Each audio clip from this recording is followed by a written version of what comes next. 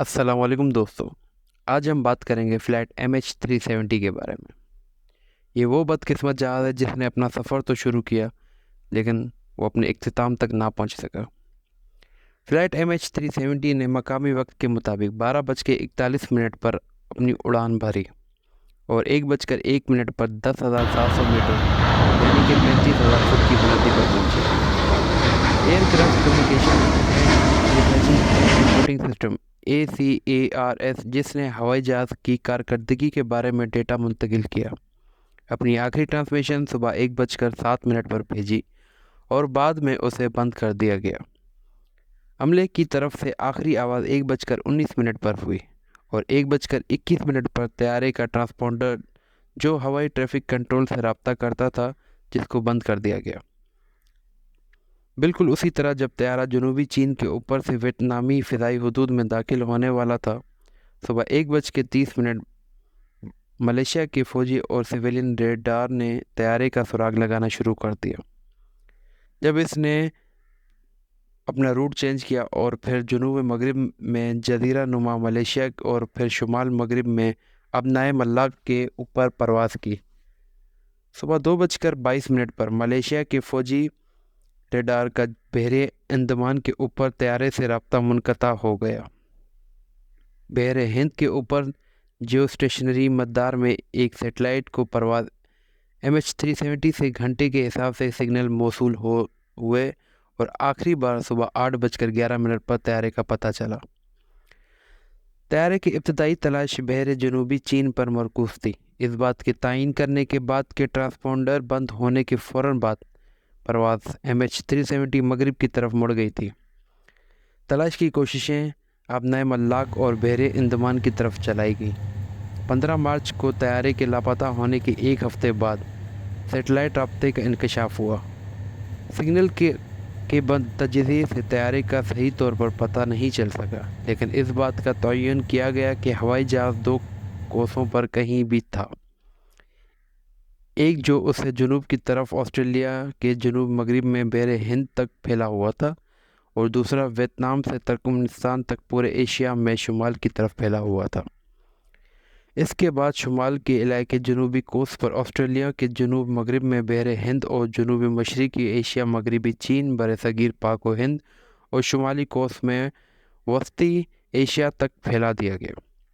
24 مارچ کو ملیشیا کے وزیر اعظم نجیب رزاق نے اعلان کیا کہ حتمی سگنلز کے تجزیے کی بنیاد پر سیٹلائٹ نے یہ نتیجہ اخذ کیا ہے کہ یہ پرواز بحیرہ ہند کے ایک دور دراز علاقے جو کہ 2500 کلومیٹر یعنی کہ 1500 میل دور گر کر تباہ ہوئی۔ اس طرح یہ انتہائی امکان نہیں تھا کہ جہاز میں موجود کوئی بھی زندہ بچ جائے حادثہ کے دور دراز مقام کی وجہ سے ملبے کی تلاش میں رکاوٹ پیدا ہوئی۔ 6 اپریل سے شروع ہونے والے ایک آسٹریلوی جہاز نے ممکنہ طور پر پرتھ مغربی آسٹریلیا کے شمال مغرب میں تقریباً 2000 کلومیٹر یعنی کہ 1200 میل کے فاصلے پر بوئنگ 777 کے فلائٹ ریکارڈر یعنی بلیک باکس سے کئی صوتی سگنلز کا پتہ لگایا۔ سیٹلائٹ ڈیٹا کے مطابق تجزیے میں صبح 8:19 پر ہوئی جہاز سے ایک جزوی سگنل بھی ملا جو صوتی پتنگ کے مقام سے مطابقت رکھتا تھا، جن میں سے آخری 8 اپریل کو سنا گیا تھا۔ اگر سگنل فلائٹ 370 MH370 تھے، فلائٹ ریکارڈ اس کی بیٹری کی زندگی کے اختتام پر تھا۔ روبوٹک آبدوز کا استعمال کرتے ہوئے مزید تلاشیاں کی گئیں۔ تمام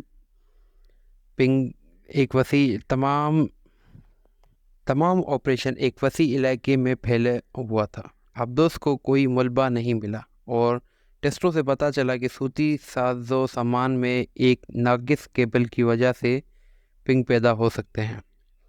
ملبے کا پہلا ٹکڑا 29 جولائی 2015 تک نہیں ملا تھا، جب دائیں بازو کا فلیپ فرانسیسی جزیرے ریونیون پر ایک ساحل سمندر پر دریافت ہوا تھا، جو بحیرہ ہند کے علاقے سے تقریباً 3700 کلومیٹر جو کہ 2300 میل کا سفر بنتا ہے مغرب میں ہے، جس کی تلاش آسٹریلیائی کی کر رہی تھی۔ حکام اگلے 1.5 سال کے دوران تنزانیہ، موزمبیق، جنوبی افریقہ، مدغاسکر اور ماریشس کے ساحلوں پر ملبے کے مزید 26 ٹکڑے ملے۔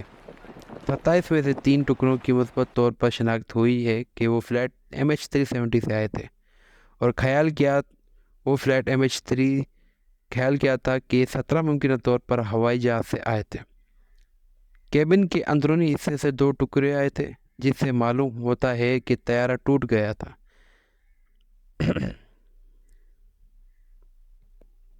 لیکن یہ طے نہیں ہو سکا کہ طیارہ ہوا میں ٹوٹا یا سمندر سے ٹکرا گیا۔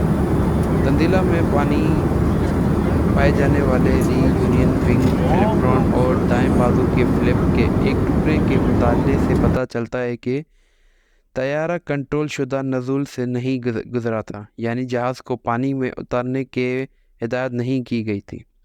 کچھ محققین نوٹ کرتے ہیں کہ فلیٹ MH370 نے پانی کو عمودی طور پر ٹکرایا ہو سکتا ہے، ایک امکان جس میں فلپرون کے دریافت سے پہلے کیے گئے ایک ماڈلنگ کے مطالعے کے نتائج سے پتہ چلتا ہے کہ جسمانی شواہد کی کمی کی وضاحت کی جا سکتی ہے۔ ملبے کے مقامات کو بحر ہند میں تلاش کے علاقے کو تنگ کرنے کے لیے استعمال کیا گیا تھا، کیونکہ کچھ ممکنہ حادثے کی جگہوں سے ملبہ پیدا ہونے کا امکان نہیں ہوتا جو افریقہ میں چلا جاتا۔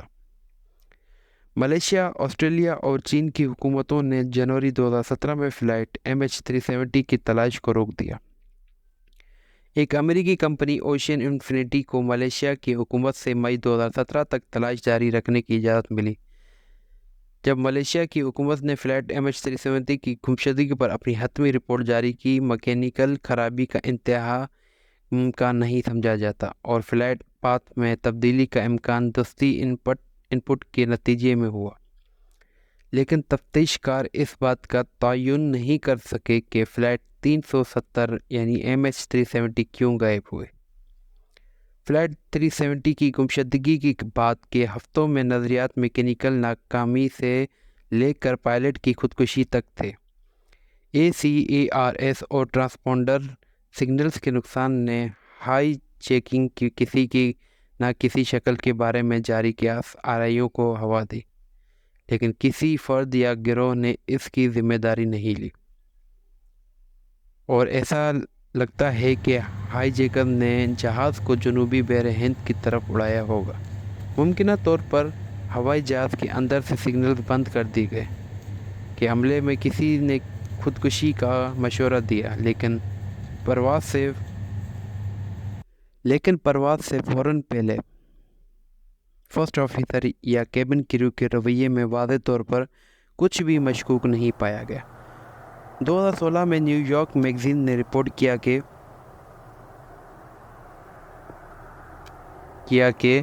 پائلٹ اپنے گھریلو پرواز کے سیمولیٹر پر ہوائی جہاز کے غائب ہونے سے 1 ماہ سے بھی کم عرصہ قبل جنوبی بحر ہند کے اوپر سے پرواز کر چکا تھا۔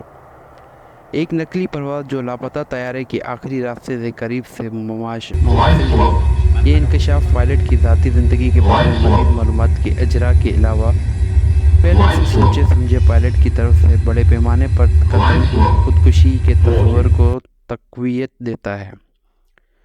ملبے کی دریافت کے بعد کچھ لوگوں نے قیاس کیا کہ فلائٹ 370 یعنی کہ MH370 کو مار گرایا گیا تھا، لیکن میزائل یا دیگر پروجیکٹائل سے شارپنگ کا کوئی ثبوت نہیں ملا۔